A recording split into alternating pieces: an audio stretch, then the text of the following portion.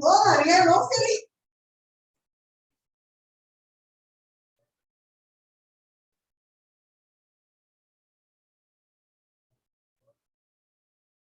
Ya casi llego.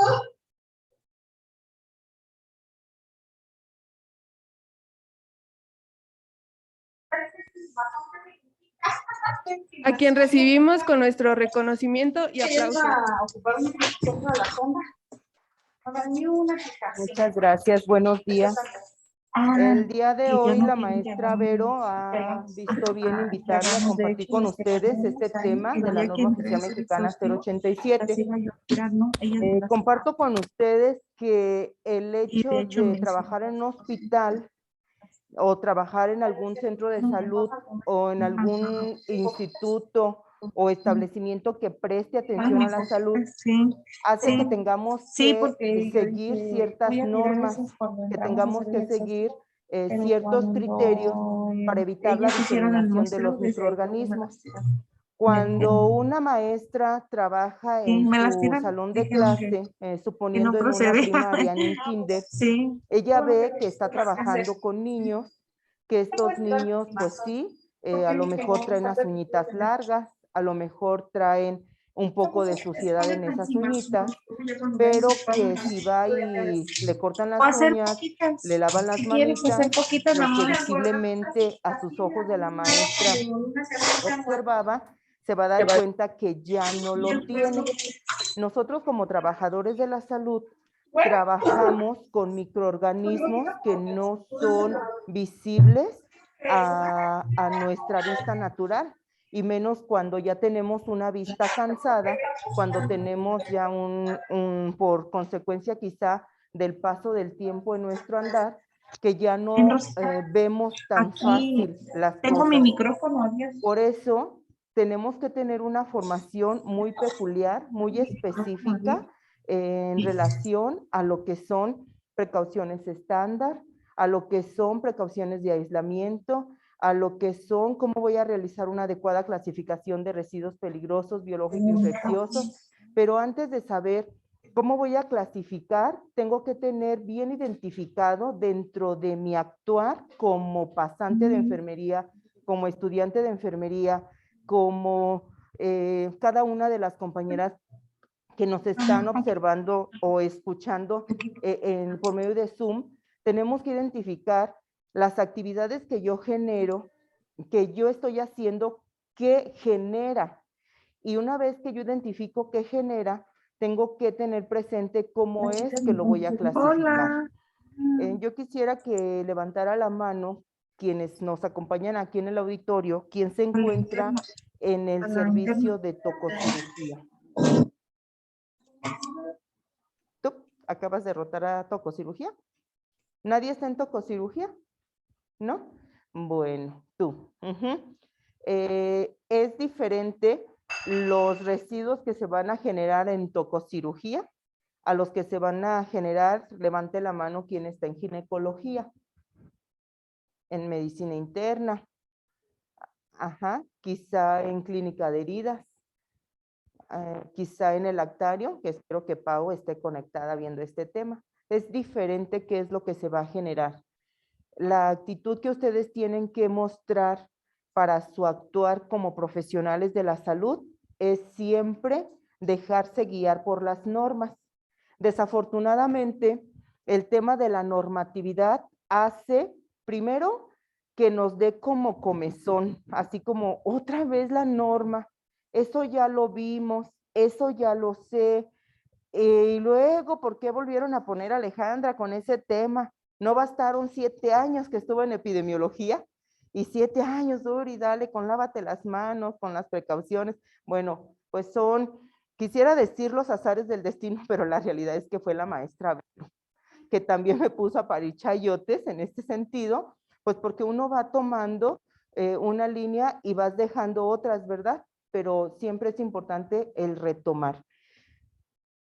Vamos entonces a revisar en estos minutos la norma oficial mexicana 087 que sigue vigente del 2002, que es para la protección ambiental, salud ambiental, residuos peligrosos, biológico-infecciosos.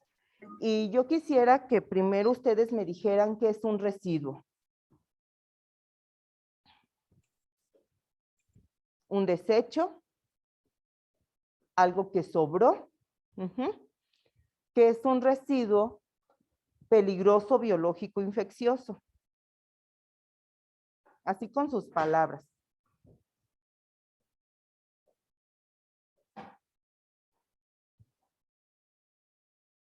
¿Mandé? Porque ustedes todo el tiempo están manejando residuos peligrosos, biológicos, infecciosos. Y entonces, si no identificamos que es un residuo, pues yo creo que no nos vamos a cuidar de la manera más adecuada. Entonces, la norma define como el que contiene bacterias, virus u otros microorganismos con capacidad de causar infección, o que contiene o puede contener toxinas producidas por microorganismos que causen efectos nocivos a seres vivos y al ambiente, que se generan en establecimientos que prestan atención médica. Entonces, un residuo peligroso, peligroso biológico infeccioso es aquel que es capaz de ocasionarme enfermedad, que se van a generar dentro de los establecimientos que prestan atención a la salud, pero también que pueden llegar a ser peligrosos para el ambiente y nosotros ocasionar contaminaciones que después nos tocará, pues, como luego dicen, pagar los platos rotos, ¿verdad? Eso es un residuo. La norma oficial mexicana, su nombre completo es esta norma 087 del 2022 fue publicada en el Diario Oficial de la Federación del 27 de febrero del 2002, y entra en vigor el 17 de abril del 2003. Hay una guía actualizada donde nos marca algunos puntos específicos. Yo me basé solamente en la norma oficial mexicana 087, porque la señorita Cristi, encargada de epidemiología, junto con el demás personal que trabaja en epidemiología, de manera puntual y donde observa que algo no está bien clasificado o envasado, les hará hacer las observaciones correspondientes. El objetivo de esta norma oficial mexicana establece los requisitos para separar, envasar, almacenar, recolectar, transportar y darle una disposición final de los residuos peligrosos biológico-infecciosos que se generan en establecimientos que prestan atención médica. Aquí en el Hospital de la Mujer, ¿qué parte ustedes como personal de enfermería son los que tienen que abarcar de este objetivo?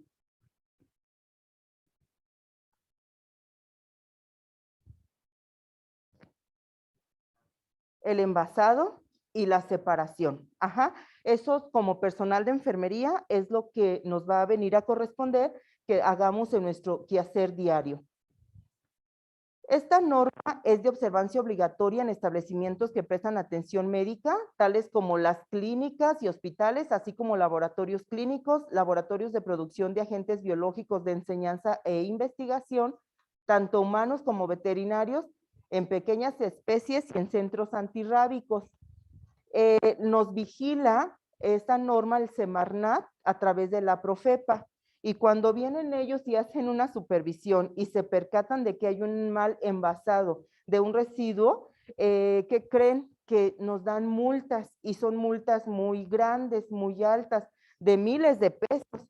Y eso a veces nosotros por andar a la carrera no nos percatamos de dónde es que envasamos lo que estamos generando de residuos y ocasionamos pues un gasto innecesario al establecimiento. Y pueden decir ustedes, pero ¿y eso a mí qué? Pues no sale de mi bolsa. Pues es que sí sale de tu bolsa. Sale de tu bolsa porque pues a través de los impuestos que todos nosotros, ya cuando ustedes que estén recibiendo sus chequecitos, se van a dar cuenta la cantidad de impuestos que nos retiran. Pero también lo padecen porque cuando hay una multa al hospital por una mala clasificación de RPBI, cuando viene la Profepa, se va a ver afectado la dotación de insumos que nos dan, porque se van haciendo desvíos de recursos, se va haciendo como si fuera tapar parchecitos para poder abarcar, y otra vez, como les decía hace un rato, pagar los platos rotos. El papel que cada uno de ustedes juega en el control de los residuos peligrosos biológicos infecciosos es de suma importancia. Cuando tenemos personal de nuevo ingreso, que son los meses de julio, cuando llegan los médicos internos, cuando luego de repente en agosto que llegan los pasantes, o cada vez que llegan estudiantes de práctica clínica, se les tiene que dar este tema, porque a pesar de que se les da el tema, se ve que incrementa la falta de apego a la norma oficial mexicana 087 porque no se clasifica de manera adecuada los residuos. Entonces nos tenemos que poner bien listos, y aunque parece hablar de normatividad quizá aburrido, pues es así como que viene junto con pegado. Soy enfermera, mi vida va a estar siempre rodeada de normas oficiales mexicanas, y nada más va a ir cambiando la carita de la persona que va a andar detrás de ustedes para poder hacer que se cumpla esa norma. Nosotros, por ejemplo, tenemos la norma oficial mexicana que es propia de enfermería. ¿Cuál es? ¿Cuál? La 019. Muy bien. Eso todos lo tenemos que conocer. La norma oficial mexicana 087 hace una clasificación de los establecimientos que generan RPBI. Fíjese bien. Es un nivel 1, las clínicas de consulta externa, veterinarias en pequeñas especies, laboratorios clínicos que realizan de 1 a 20 pruebas al día. Entrarían en el nivel número 1. El nivel número 2, hospitales que tienen de 1 a 50 camas, laboratorios clínicos que realizan de 21 a 100 análisis al día. Y nivel número 3, los hospitales de más de 50 camas, sería de 51 camas para arriba, laboratorios clínicos que realizan más de 100 análisis clínicos al día, laboratorios para producción de biológicos, centros de enseñanza e investigación y centros antirrábicos. ¿En qué nivel es el hospital donde estás haciendo tu servicio social? ¿Mande? Tú dices que 2. Ajá. ¿Cuántas camas tiene tu hospital en el que estás haciendo tu servicio social? Como luego dicen, a ojo de buen cubero, hay 25 en medicina interna. Vamos a hacer que ahorita no está la... Ajá, saca la cuenta. Ponle 25 de medicina interna, 25 de cirugía.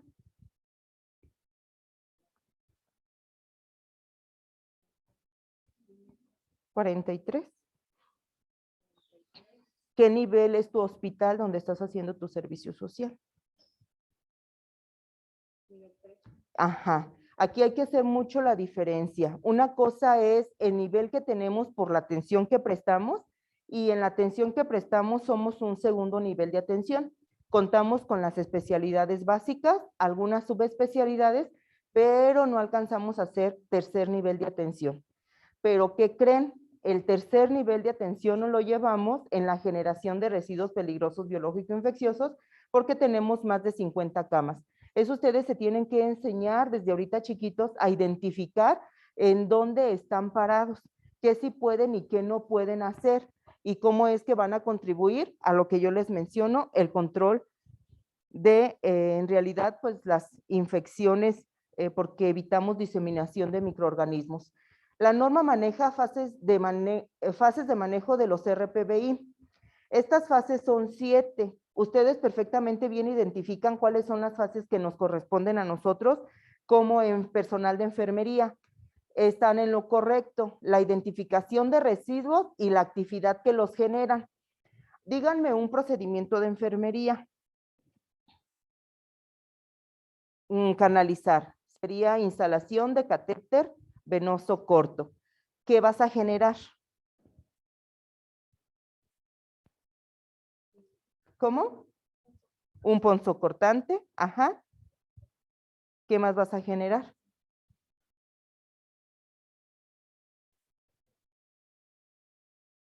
¿Residuo de qué? Residuo municipal. Sí, el empaque de ese catéter, ¿verdad? De ese catéter corto. ¿Qué más se va a generar? Torundas con sangre. ¿Qué más se va a generar?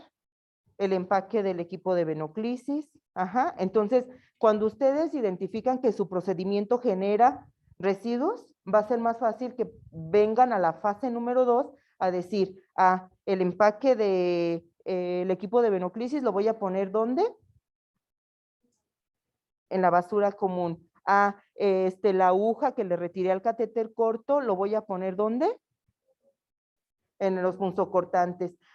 Y la torunda de sangre que soy primeriza en instalar catéter, se me empapó la torunda de sangre, lo voy a poner en bolsa roja. Entonces, se fijan, nosotros tenemos perfectamente bien identificados los procesos que hacemos. En mi caso ahorita, yo estoy en el lactario. Yo manejo leche. La leche, ¿creen ustedes que puede ser, que puede transmitir enfermedades? Sí. Entonces, la leche que ahí se me genera, yo sé que no la puedo pasar al drenaje si no la inactivo, porque esa leche puede ir cargada de virus de VIH, hepatitis B, hepatitis C, o también puedo contagiarme de la sífilis. Entonces, cada quien tiene que identificar las actividades que realiza para que pueda ir ubicando dónde va a ir metiendo los residuos que va generando. También a la fase recolección y transporte interno y almacenamiento temporal, estas dos corresponden al hospital. De la 1 a la 4 se llevan a cabo en el hospital. Las 5, 6 y 7, que es recolección y transporte externo, tratamiento y disposición final, se va a llevar a cabo por medio de una empresa que está avalada y que tiene que cumplir con un montón de cosas para poder transportar estos residuos. Las unidades médicas van a generar este tipo de residuos municipales, biológico-infecciosos y peligrosos. Fíjense bien, dentro de los municipales tenemos los que son reciclables y los de rechazo. Por eso también se invita a que se haga una adecuada separación de la basura municipal para que se le pueda dar un uso a los que se reciclan. En biológico infecciosos contamos con lo que son la sangre, los cultivos, los patológicos, los no anatómicos y los punzocortantes. Y en esto nos vamos a enfocar un poquito más en las diapositivas siguientes. También se genera en el hospital líquidos peligrosos, pueden ser líquidos especiales, pueden ser farmacéuticos, pueden ser químicos. ¿Qué pasa o qué debe de pasar con los medicamentos que se caducan?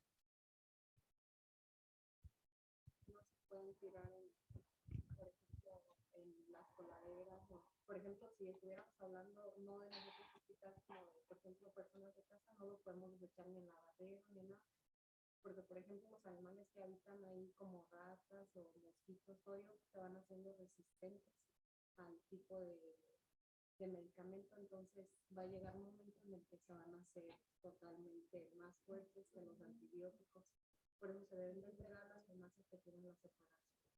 Se tienen que poner en un dispensario donde les van a dar un tratamiento en base a la norma oficial mexicana 087 como un residuo peligroso, porque si nosotros tiramos, y decía nuestra compañera de una manera muy acertada, al drenaje municipal, los antibióticos que me sobraron de un tratamiento que tuve, y luego la fauna empieza a consumir esos medicamentos y se hace multiresistente, luego nosotros lo vamos a padecer porque va a ser difícil encontrar algún antibiótico. Cuando hablamos de sustancias peligrosas que se generan dentro de un hospital, también tenemos que pensar en la contaminación del medio ambiente. No podemos destruir lo que Dios nos ha dado por casa y ya no la estamos acabando. Entonces, pues le tenemos que echar ganas porque a lo mejor mis hijitos pues ya disfrutaron del agua, disfrutan de los paisajes bellos y quizá de las personas más chiquitas que están aquí, a lo mejor sus hijos ya no alcanzan a ver qué es un árbol de a de veras. No, ¿verdad? Porque me fui muy drástica, pero tenemos que tener mucho cuidado. Entonces, identifiquen bien los residuos que se generan dentro de los hospitales municipales, biológicos, infecciosos y peligrosos. Tenemos los medicamentos que van a caducar. En líquidos especiales teníamos en el hospital antes, cuando se hacía el revelado de las placas, los líquidos generados en rayos X no se podían tirar, nada más hacía el drenaje. Estos líquidos también se tenían que mandar por RPBI para que les dieran un tratamiento adecuado. Entonces aquí tenemos la identificación de lo que son los residuos en base a la sangre, los cultivos patológicos, anatómicos y punzocortantes. Aquí tenemos estos residuos que generamos nosotros como enfermeras y vamos a ver cómo los vamos a clasificar. La cantidad generada de los residuos hospitalarios va a depender mucho de la cantidad de gente que estamos dentro del hospital. Por ejemplo, en una sala de tococirugía está el médico que va a atender el parto, una sala de labor. Está la enfermera que va a circular y ellos van a generar quizá solamente 2 pares de botas, 2 gorritos, 2 cubrebocas, van a generar 2 pares de guantes. Pero ¿qué pasa si está el preinterno, la pasante, el estudiante de administración que anda contando y viendo a ver qué hace falta de material, el estudiante de materno infantil, y se nos juntó con el estudiante de salud reproductiva de la facultad? Entonces, ¿se fijan la cantidad que se va generando de residuos? Entonces, la cantidad generada depende de diferentes actividades que realiza el hospital, depende de la cantidad de personal que está dentro del hospital, la cantidad de servicios ofrecidos. No es lo mismo la cantidad que se genera en kilos aquí en el Hospital de la Mujer a la cantidad de kilos que se genera en el Hospital de Ciudad Hidalgo. No va a ser lo mismo nunca, aunque también Ciudad Hidalgo tiene un hospital de segundo nivel de atención. Depende del grado de complejidad de la atención prestada. Nosotros somos un hospital de concentración y aquí nos llegan pacientes de todo el interior del estado, también de Guerrero y de Jalisco. Tamaño del hospital, proporción de pacientes externos atendidos y también de la dotación de personal que ya les explicaba con el ejemplo de quienes participan en una sala de labor. Entonces, en la identificación y el envasado corresponde a personal de enfermería, ya dijimos. Digo así porque estamos en una sesión de enfermería. Ya sabemos que también los médicos, los químicos generan residuos y ellos tendrán que envasarlo también en base a la norma, pero lo que nos ocupa ahorita es hablar de enfermería, sin decir que somos las responsables de todo. No, no, no. Es nada más con fines de que estamos en una sesión de enfermería.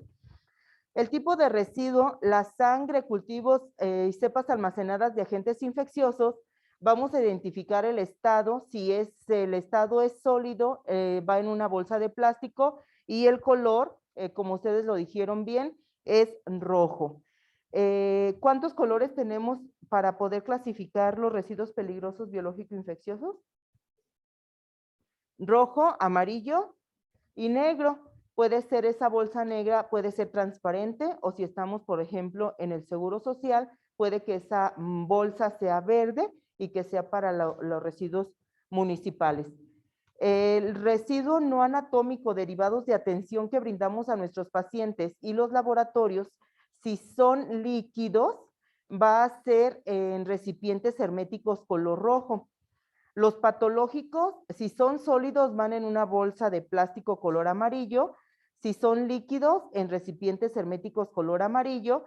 Objetos punzocortantes usados y sin usar, su estado es sólido y van en recipientes rígidos color rojo.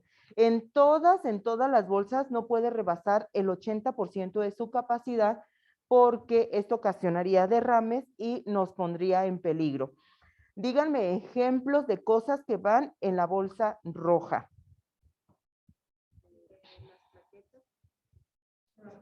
De las plaquetas.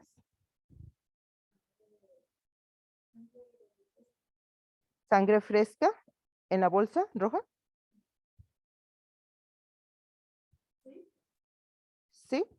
Así tengo un chorrito de sangre y lo vacío a la bolsa roja. Ah, No, sino- complétalo. ajá. Yo sé que sabes. Dime. Es, por ejemplo, una transfusión de sangre fresca. Muy ¿A qué me bien, refiero? muy bien. O presas, o compradas de sangre, casas también húmedas con sangre. Y en ginecología, las apósitos que se quitan las mujeres que se encuentran en puerperio inmediato, ¿dónde se ponen?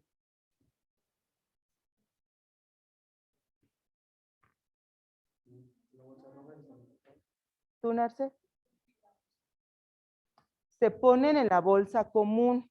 ¿Por qué? ¿Por qué? Porque estamos muchas personas reglando fuera de un hospital y no tenemos las bolsas rojas para poder poner los apósitos. Entonces son de los cuidados que tienen que ponerse bien listos.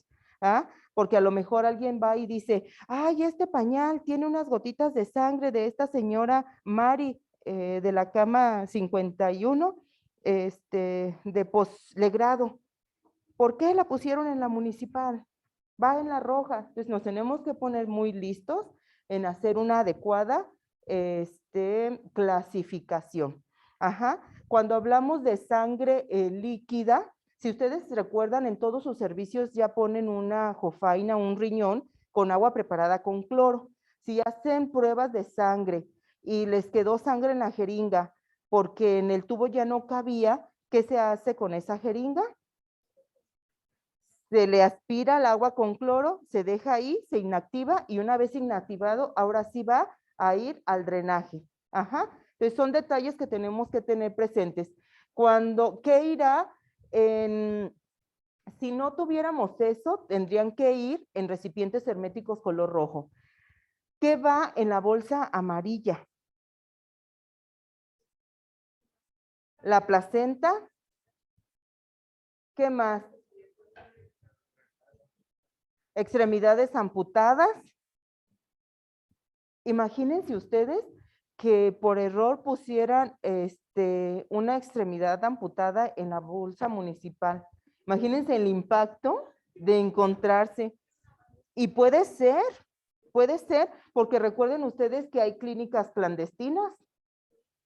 Hay clínicas clandestinas donde a lo mejor no te encuentras una extremidad, sino un cuerpecito completo, ¿verdad? Entonces, ocasiona risa, pero sí, pues tenemos que ver cómo hacerlo de la mejor manera. Los objetos punzocortantes, ¿cómo van dentro del contenedor? Sin el capuchón. Hay jeringas que no se les puede desprender la aguja. ¿Esas dónde van o cómo van? Se les quita el émbolo y se pone dentro del contenedor. Bueno, fíjense bien, es importante que ustedes conozcan que si los residuos municipales sólidos, biológico-infecciosos, si se hace la mezcla, los municipales con los biológico-infecciosos ya se les va a considerar en su totalidad biológico-infecciosos. Esta gasa está empapada de sangre y por andar a la carrera la pongo en la bolsa negra, todo se convierte en biológico infeccioso y todo se lo tendrían que llevar a la bolsa roja. Y ahí es donde viene el incremento en los kilos y en el incremento de los gastos, que sí les tiene que interesar, porque acuérdense que luego se va a la basura el dinero con el que nos tendrían que comprar alguna otra cosa. La mezcla de residuos peligrosos biológico-infecciosos con los peligrosos se van a considerar peligrosos. De aquí que sean necesarias las campañas de concientización y capacitación del personal, aunque se torne de repente aburrida las pláticas de normas oficiales mexicanas. Dice esta norma que todo el personal que trabajamos en un hospital nos tenemos que capacitar cada 6 meses de esta clasificación de residuos peligrosos biológico-infecciosos. Todos tienen este símbolo es universal de riesgo peligroso. Existen los frascos herméticos, les decía, amarillos y rojos. Ya no los usamos mucho porque aquí en el hospital inactivamos los líquidos generados para poder mandarlos al drenaje municipal. Existe la bolsa roja y también existe la bolsa amarilla. Todo capacidad al 80% para poder las bolsas hacer el cierre normal. Estoy rayando, ¿verdad? ¿Sabe? Magia. Bueno, todos el 80% de su capacidad. Los recipientes para punzocortantes deben ser rígidos, resistentes de polipropileno, resistentes a fracturas y pérdida del contenido al caerse. Una vez llenos no deben de ser abiertos o vaciados. Ese se cierra y así como se cierra, se tiene que llevar al almacén temporal que vamos a ver ahorita un ratito más. Estos deberán tener la leyenda que se indique peligro, residuos peligrosos sólidos, biológico, infecciosos, y están marcadas con el símbolo universal de riesgo biológico. Vamos a ver un poquito de qué pasa al interior de nuestros servicios. Aquí, ¿qué observarían? La sonda, la jeringa, la envoltura. Aquí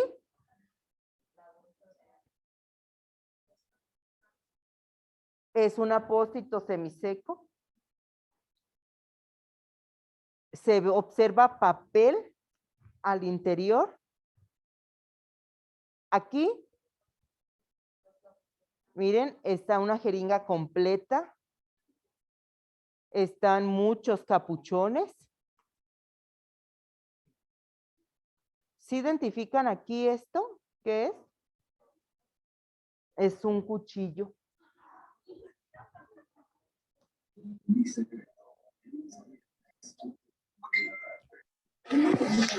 Como ustedes, ¿por qué creen que metieron ahí un cuchillo? Gracias, Angelitos. Porque es punzocortante. Los cuchillos no van ahí. Esta, pues, es evidente el papel.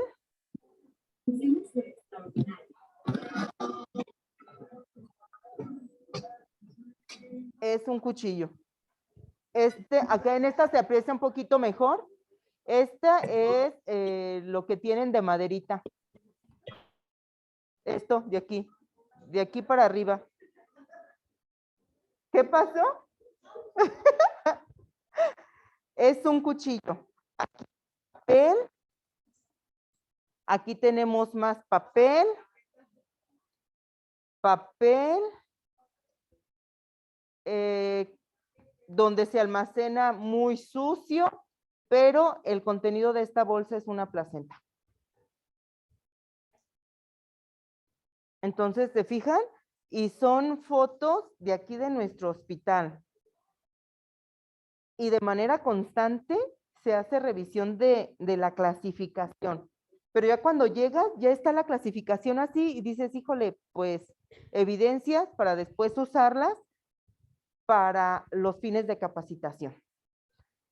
Recolección y transporte interno es la fase 3, es una de las etapas más importantes en el manejo de los residuos hospitalarios, ya que una falla puede ocasionar un accidente o riesgo en su recorrido. Es necesario que el personal que hace la recolecta tenga un uniforme que marca la norma. Los carros manuales exclusivamente para recolectar RPBI, no se podrá usar otro tipo de transporte. Este es el carro que está permitido para poder transportar residuos. Se tienen que hacer rutas, tiene que tener la recolección un horario que no se vaya a cruzar con la entrega de alimentos, por ejemplo. Tienen que tener esas precauciones. Para el transporte es necesario esta ruta de recolección. Hay que considerar que el recorrido sea el más corto posible entre el sitio de generación y el área de almacenamiento.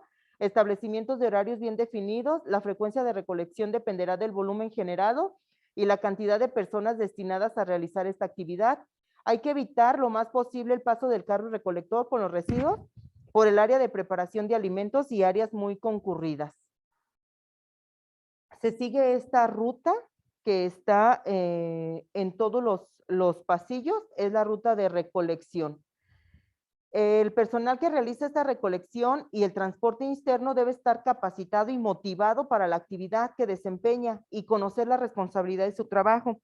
Esto porque muchas veces minimizamos lo que llevamos ahí y se nos hace bien fácil de carrerita y ya no se pusieron el uniforme, ya no se pusieron sus guantes de carnaza, ya no se pusieron sus botas y esto las pone en peligro porque están trabajando con microorganismos que no son visibles a sus ojos y que pueden dañar la salud. Deberá contar con un equipo de protección de lentes, casco o gorro, overol o bata, guantes de carnaza, guantes resistentes a solventes, bota tipo industrial y sus cubrebocas. No iniciar su trabajo sin su equipo de seguridad. El almacén temporal debe de cumplir los siguientes requisitos. Debe ser tal que preserve la calidad del empaquetado, debe de garantizar la no putrefacción. Por eso tenemos este refrigerador en nuestro almacén temporal. Ser un área techada, ubicada donde no haya riesgo de inundación y sea de fácil acceso, contar con extintores, muros de contención laterales y posteriores, con una altura mínima de 20 centímetros para detener derrames, contar con señalamientos y letreros alusivos a la peligrosidad de los mismos, contar con una pendiente de 2% en sentido contrario a la entrada y no debe existir conexiones con el drenaje. Debe de tener la autorización del Semarnat. Todos hemos visto este almacén temporal. ¿Sí saben dónde está ubicado el almacén temporal? El almacén temporal está ubicado al fondo del hospital, allá cerquita de la planta tratadora de aguas residuales. Ya quedó dentro del estacionamiento que utilizamos el personal de salud, porque era, como quien dice, lo último que había y después la planta tratadora de aguas residuales. Ahora no. Ahora atrás de esta casita, que esta no es la foto de la de aquí del hospital, atrás de esta casita, aquí en nuestro hospital, se puede parar 1, 2, 3 carros y poner en riesgo la salud. La realidad es que el personal que elaboramos en el hospital ya rebasamos la capacidad del estacionamiento y es una inseguridad el poder dejar los vehículos afuera porque pues el crimen pues anda muy al día. Pero ¿qué quiero rescatar de este almacén temporal? Una, que a su interior tiene un refrigerador, que todas las piezas patológicas se encuentran en refrigeración para evitar la putrefacción, que esta rejilla, este muro de contención es para que si aquí hay derrames, quede contenido aquí y no ponga en peligro el área jardinadita que se ve aquí en este ejemplo que les estoy poniendo, que no alcanzan a ver, pero que tiene una pendiente con inclinación, no para acá donde está la gente o donde están las personas que usamos, sino la inclinación la tiene hacia atrás con esa pendiente del 2% para poder venir, para poder almacenar los residuos peligrosos biológico-infecciosos.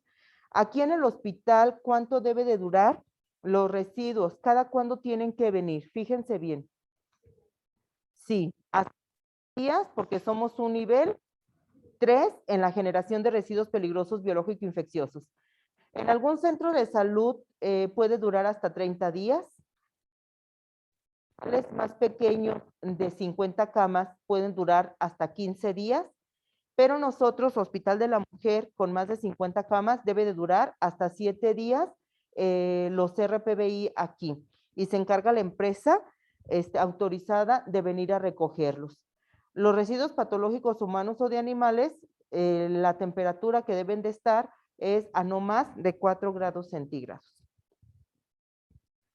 Esta es la recolección y transporte externo. Viene la empresa autorizada, tienen que venir con sus uniformes también específicos, la tienen que transportar. En este camión también debe de contar con refrigeración para poder evitar la putrefacción. Se les da un tratamiento, una disposición final. El tratamiento es a través de la cremación y una vez que ya está cremado, lo que pudiera llegar a quedar, ahora sí se pudiera poner en los basureros municipales. Mientras tanto, no. Muchas de las cosas se desintegran en su totalidad.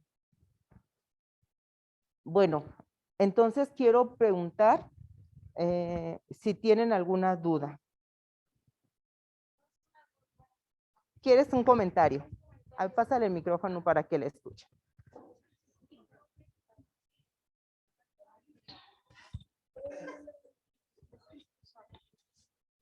Esto es con fines educativos y sin exponer, ¿verdad? En servicio de medicina hay una pacientita con sífilis y VIH. A ella se le proporcionó un bote con una bolsa roja donde el personal de enfermería le comentó que todo lo que se usara con la paciente se desechara ahí, pero según yo, no es correcto, porque tanto pañales, papeles con el que le limpiaban la boca, lo tiraban ahí. O no sé yo si por la gravedad que tenía la paciente, si es correcto que todo se fuera a la bolsa roja. Esa es mi duda, si es correcto o no. A ver, yo espero que Cristi nos esté escuchando. Medicina interna, ocupan de su ayuda. Lo que yo les puedo comentar ahorita es que ustedes tienen que conocer el mecanismo de transmisión de los microorganismos. ¿Cómo se transmite el virus de VIH? Por contacto directo. ¿Qué pasa con el virus de VIH si se expone al medio ambiente?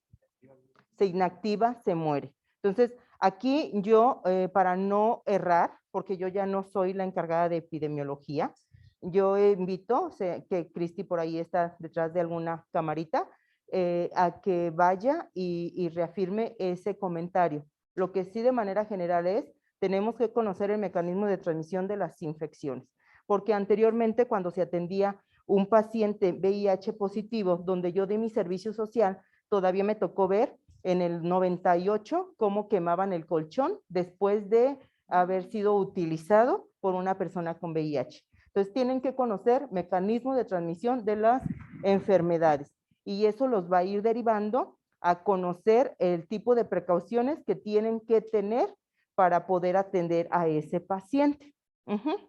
¿Algo más? ¿Algún otro comentario? Sí, angelitos. Hace falta un beso. Bueno, también aquí con fines con fines educativos. En quirófano me ha tocado en un par de ocasiones que los punzocortantes se nos han llegado a voltear y todas las agujas se nos han salido. Creo que aquí sí es importante hacer hincapié con el personal de intendencia, que son quienes preparan estos contenedores, para asegurar que esos contenedores estén sellados, ¿sí? Porque hasta donde sé, ellas tienen que, antes de entregárnoslos, sellarlos bien y ponerlos en su lugar. Pero sí hay que tener ese cuidado, porque a mí sí me ha tocado que había contenedores sin sellarse. No sé si sea por el tipo de contenedor que se están comprando o no sé, pero sí cuidar que estén bien selladitos para poder ahí meter todo, para evitar este tipo de accidentes, porque luego, bueno, ok, se nos han volteado y quién nos recoge, ¿no? Porque para todos absolutamente ya es un riesgo estar juntando las agujas del suelo y pues ponerlas otra vez en su lugar. Entonces sí, como que apoyarnos ahí con el tema de intendencia para sellar bien estos contenedores. Sí, muchas gracias, Angelitos, por el comentario.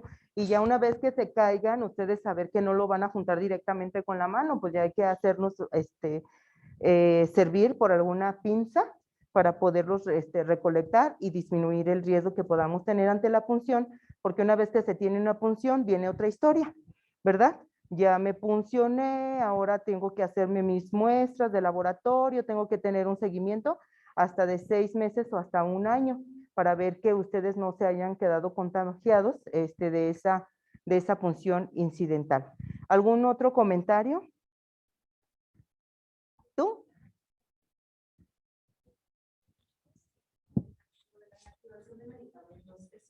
¿Cómo lo podemos llevar a cabo?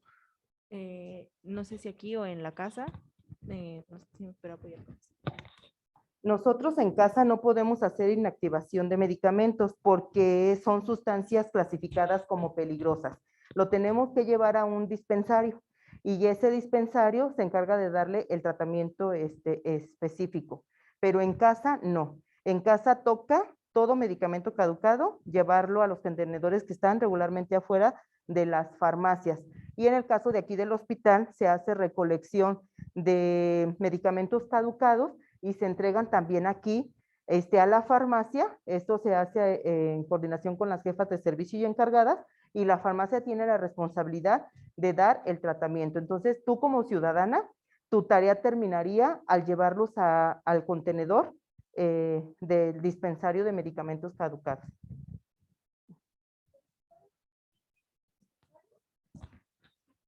El Hospital de la Mujer es lo que les decía. Solamente se recolectan del interior de los servicios los medicamentos caducados y se llevan a la farmacia.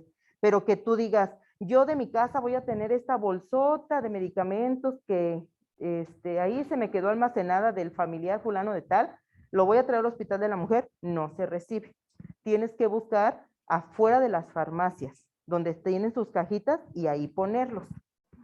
Yo donde vi dispensarios de farmacias fueron en las del ahorro y no todas tienen.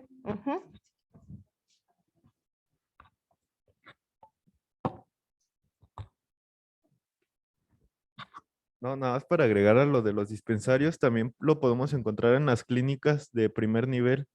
Yo había visto en los centros del Carmen, ahí también hay para recolección, también por ejemplo Cruz Roja, también tiene en el área de cajas, también tiene para que depositen los medicamentos caducados. Ah, mira, ya hay otras opciones. Si tú tuvieras medicamentos en tu casa, por poder llevar en los centros de salud.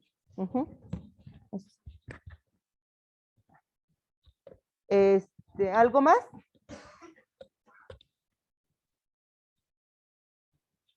Yo tengo la duda de, por ejemplo, en casa cuando se aplica una inyección, ¿cuál sería la forma de desechar de agujas?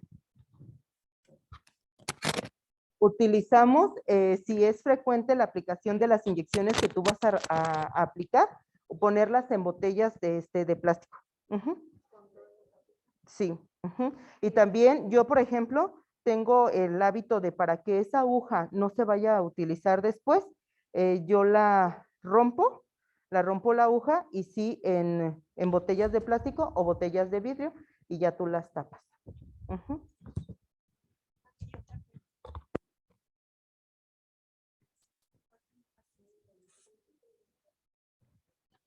Me surgió la duda, por ejemplo, en pediatría o en neonatología se usan viales de medicamento que a veces no es completo el vial, por ejemplo, no sé, ampicilina o electrolitos que tomas a lo mejor 1 mililitro o 15 miligramos de amicacina de la ámpula de 100.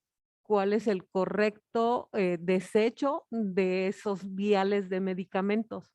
Sí, porque al final de cuentas son sustancias peligrosas. Peligrosas. Aquí habría que ver, y yo nuevamente atrevo a pedir la ayuda de Cristi.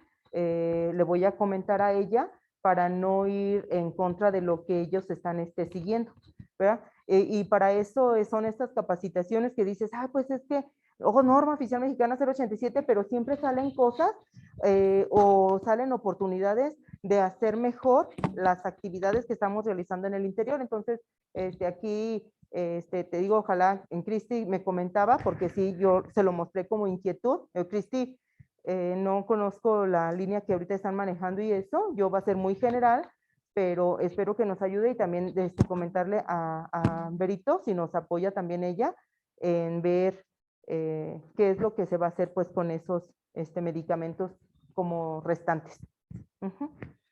Yo a forma de comentario, creo que también estos temas les servirían mucho a los médicos internos, que se capacitaran principalmente. Porque yo cuando estuve ahorita en el servicio de tococirugía, miré a varios de ellos que se metían a procedimientos y no llevaban como esa, pues, conocimiento de dónde se iban a desechar tanto los punzocortantes y todo eso. y les explicabas dónde y hasta se molestaban. Creo que una forma fácil que también tengan este conocimiento ellos para que se capaciten de dónde deben de ir principalmente y no hagan su cochinero, porque sí hacen muchas cosas que no deben de hacer. O sea, yo miraba muchas cosas y le decía, doctor, no va ahí, y hasta te decían muchas cosas. O sea, que también se capaciten para que tengan ese conocimiento adecuado y hagan pues ese envasado de dónde van y pues no tener pues, como usted mencionaba, esos gastos que nuestro hospital pueda tener. Sí, gracias por el comentario. Pues también esta información, sí se tienen que capacitar todo el personal que entra al hospital. Y miren, si ustedes son así, así dijéramos, estilo Alejandra Arroyo, así cuadraditos, la norma lo dice bien clarito. Quien genera el residuo es quien lo envasa. Y todavía 20 años del hospital andan los estira y afloja, que tú ahí déjaselo, la enfermera lo recoge, la enfermera no. La norma oficial mexicana con todas sus letras dice, quien genera, envasa.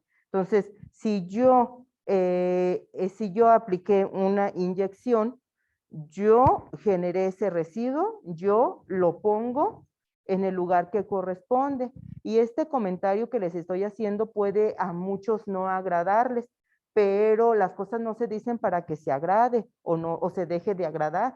Las cosas se dicen como son y para qué son. Entonces, esto por decir lo que comenta nuestro compañero referente al personal médico interno, también si hay alguien ahí en alguno de los servicios donde conectan la sesión, tiene que como mover un poquito y saber que el personal adscrito al Hospital de la Mujer, estamos en un hospital escuela y no es solamente la de epidemiología la que va a enseñar, no es solamente la jefa de enseñanza la que va a enseñar toda la persona que estamos desempeñándonos dentro de nuestro hospital, porque es un deber que tenemos en cuestión de las enfermeras, un deber para con nuestras nuevas generaciones.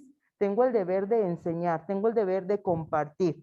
Y pues de repente se sienten así como piedritas, pues si no se pueden sacar de una y les quedó, les pegó, pues no hay nada más que hacer un alto, tratar de reflexionar y decir, creo que puedo aportar. No se me cae nada a mí si yo generé esto y si yo lo pongo en su lugar. Hasta es algo cultural, ¿verdad? Es algo cultural porque pues estamos aquí todos desempeñando un trabajo y todos recibiendo un sueldo como beneficio de ese trabajo que desempeñamos. Y aunque tenemos 20 años, puede ser, dicen que luego los changuitos viejos no aprenden maromas nuevas, ¿verdad? Pero no podemos quedarnos con ese pensamiento.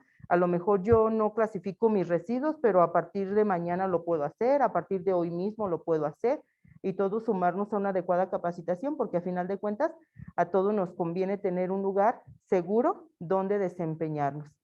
Yo agradezco la atención prestada, agradezco la invitación de Vero para compartir este tema, remontarme a mis ayeres de epidemiología y como ahorita le quiero avanzar y no me deja, Alan, porfa, ya es el último. Y ahorita casada con el servicio en el que me encuentro, aparte de hacer una adecuada clasificación de residuos peligrosos biológico-infecciosos, a todos los invito a que se sumen a juntos apoyar la lactancia materna. No podía desaprovechar el foro para hacer el comercial de todos promovemos, todos apoyamos y todos defendemos a la lactancia materna. Muchas gracias. Gracias. Gracias. Quiero agradecer y hacer entrega de la constancia. Gracias por su participación, gracias por el conocimiento y creo que tenemos herramientas para mejorar nuestro actuar de cada día. Gracias.